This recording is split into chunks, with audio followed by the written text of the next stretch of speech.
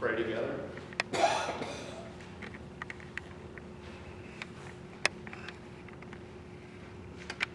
Gracious and loving God, may the words that I speak, the thoughts and insights of our hearts and minds be acceptable in your sight, you who are our rock and our Redeemer. Amen.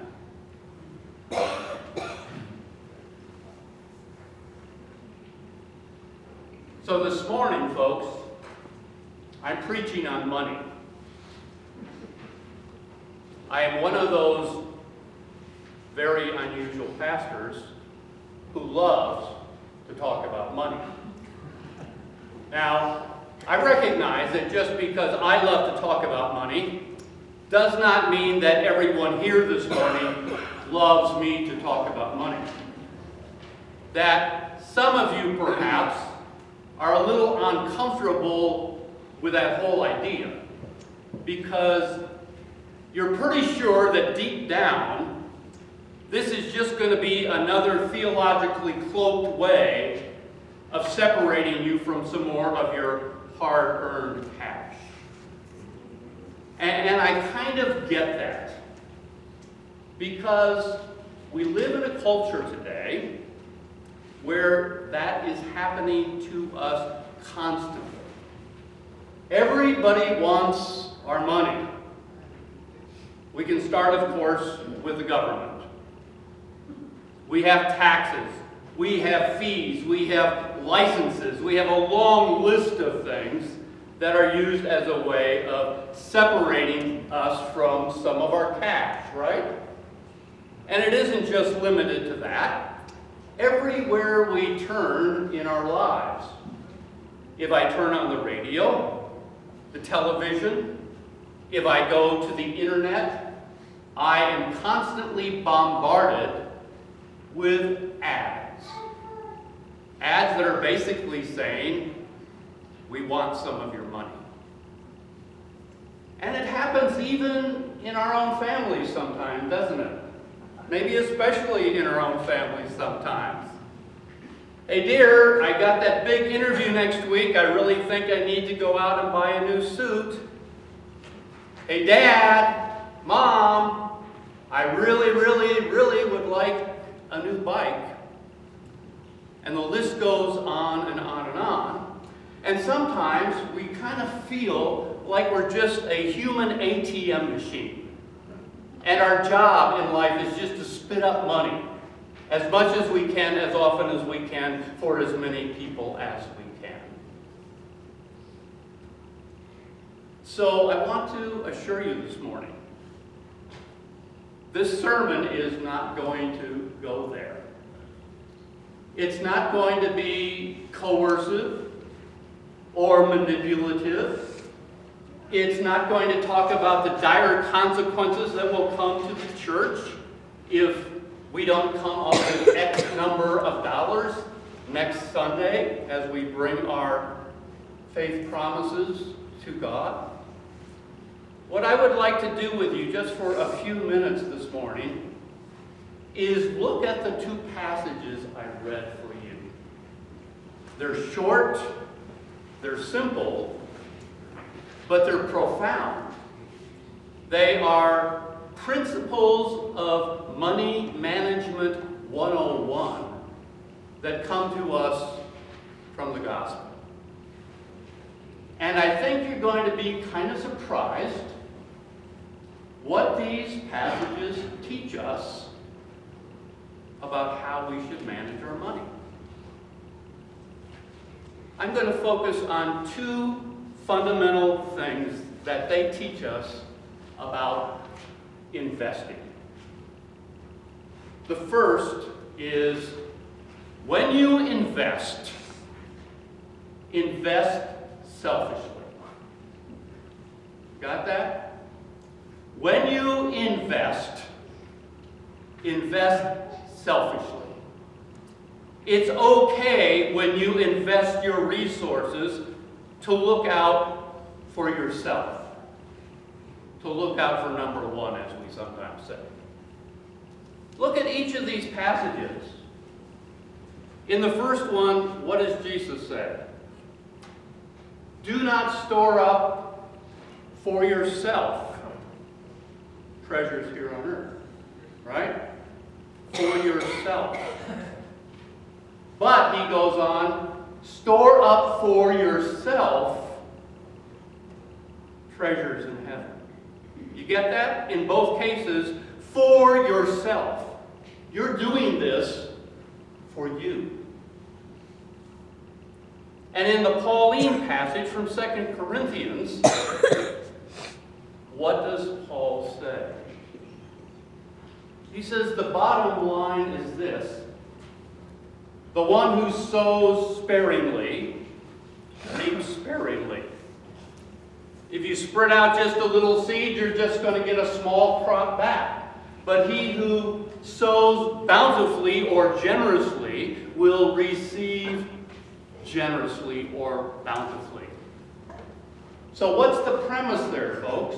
The underlying assumption is that I am investing for myself.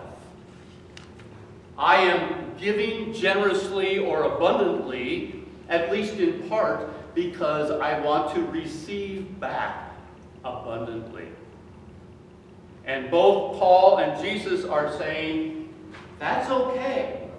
When you invest your resources, whether it's your time or your talents or your money, you should invest with the expectation that you're going to get something back. Something back that is good for you, meaningful to you, important to you. So that's number one.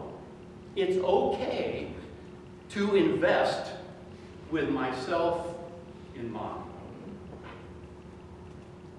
And the second thing that we are taught in these passages is when you invest, invest wisely. Not impulsively, not short-sightedly, but thoughtfully and wisely. So what does that translate to in terms of specifics?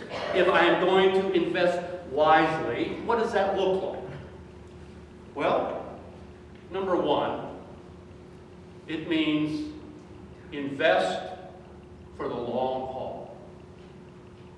Invest for the long haul. When I was a young pastor, straight out of seminary, in my first church, a gentleman from the congregation, who was a financial planner, called me up and said, David, I want to take you out to lunch. And he did. And the real purpose of the lunch was one thing. He said, David, you are 25 years old. Have you ever heard of compounding? Have you ever heard of compounding? He said, do you know every dollar you put away at your age is going to double and triple and quadruple and grow and multiply? So start now. Don't wait till you're 40 or 50 or 60 years old. Even if you can only save a little, put a little bit away every single month, because it will pay you huge dividends in the long run. Invest for the long haul and be disciplined about doing it. A few years ago, a study was done of individuals who were at the end of life. Most of them were in nursing homes. Some of them were in hospice care. Some of them were living in their own homes still. But what they all had in common is that they knew that the end of their life was coming in a matter of months. And the interviewers asked them just one question. They said, if you could live your life over again, what would you do differently? One thing. If you could could live your life over again, what would you do differently? And you know, not one person in all of those who was surveyed said, if I could do it over again, I would have worked another 10 hours a week. Not one. Not one of them said, if I could do it over again, I would have clawed my way to the top and made it to vice president no matter what it took. Nobody said that. Nobody said, if I could do it over again, I would have bought that sports car. Although I might have said that. What did they say? They said, if I could live my life over again, I would spend more time with my kids when they were growing up. If I could live my life over again, I'd tell my wife I love her every day. If I could live my life over again, I'd invest in something, I'd do something that I could walk away from believing I had lived a good life and I had left this world a little better place than I came into it. Every single person talked about relationships. Why? Because relationships are the only thing that last. As Jesus said, moth and rust corrupt, thieves break in and steal. All that stuff that's so important to us will be gone. Jesus says, invest for the long haul. Now, my financial planner said, invest so you can live well in your retirement years. Jesus takes it another step. Jesus says, invest so that you can live well in your post-retirement years. Invest in the only thing that's going to really last, the kingdom of heaven. And what is the kingdom of heaven? Nothing more or less than relationships, because they're the only things that last. So investing wisely, number one, means invest for the long haul. Invest in the things that will matter forever. And then secondly, investing wisely means investing in things that make you happy. Investing in things that give you joy, that give you satisfaction. And I'm not talking just about that buzz of adrenaline or happiness that I might get when I buy a new car, or some of you might get when you buy a new outfit. I'm talking about long-term, sustained happiness. Paul says in this passage to the Corinthians, whatever you give, don't give any more than you can give joyfully. Don't give grudgingly. Don't give out a sense of duty or obligation. Give cheerfully, because God loves a cheerful giver. Now, have you ever wondered why that is? I mean, what difference does it make to God, you know? As long as God gets your gifts, isn't that the important thing? Well, no, it isn't. Because you see, the last I checked, God doesn't really need our money. But God does need something very important from us. God does need our love. The motivation for our gifts to God are infinitely more important than the gift themselves or the amount of the gift. What is important is that we are giving out of an attitude of gratitude, that we are giving as an expression of love. I grew up in a conservative Dutch family. Pretty austere, not real demonstrative. When I had a birthday as a kid, I got a birthday present. A birthday present. That's it. And when Christmas rolled around, each of the kids got 3 presents. And we were told by our parents that they spent the same, $25 on each of us.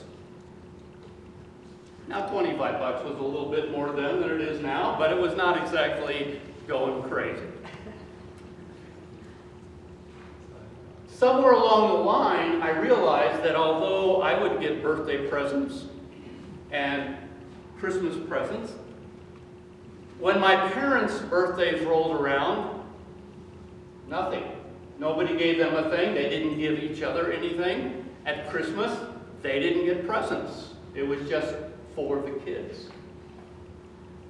And at some point, as I became a young adult, I thought, this is crazy. They should be getting presents too. And so I started buying them presents. Not loads of presents, just one present. Not an over-the-top present, but a gift. $25. No, I wasn't in that pay grade yet, Brian. I was still working toward that. So every time I would give them a gift, it was very uncomfortable for them. They didn't know how to handle it. And they would just sort of almost pretend it didn't happen and mumble a quick thank you and put it aside and then change the subject and move on to something else. And this went on for years. And finally one time, I gave my dad a birthday present. And he took it and he opened it and he said, thank you. And he said, now David, I want to say something to you. You don't really need to do this. He said, your mom and I have very simple tastes. We have everything we want. Anything we don't have, we have gotten for ourselves. This isn't necessary. You don't need to give us presents. And probably because I had anticipated this coming for years, I was ready with my response. And I said, Dad, this is not about your need to get a present. This is about my need to give you a present. This is about my need to say, thank you for everything you have done for me and how good you have made my life and my upbringing. This is my way of saying to you, I love you. It's not about you needing to get a gift. It's about me needing to give you. And that's exactly the way it is in our relationship with God. It is not about God's need to get a gift. It is about our need to say to God, thank you. Our need to say, everything that we have, all that we are and all that we have, is a gift from you, and we recognize it. It is our need to say to God, we love you. Next Sunday, we will gather and we will bring our estimate of giving cards. And rather than just mail them into the church or put them in the plate, we are going to invite you to come forward, to bring your gifts to God, your offering and or your faith promise card, to bring those forward and to give those as a gift. As a way of saying to God, we recognize that all that we are and all that we have is a gift from you. To say to ourselves and to say as an institution, this is not primarily about balancing the church's budget. This is primarily about our personal relationship with God and an opportunity to say together, thanks. God loves a cheerful giver. So as we gather next Sunday, let's come cheerfully, joyfully, not grudgingly or out of a sense of duty or obligation, but bringing a thank offering to God. We're now going to sing our hymn, which Martha discovered and shared with me. It's called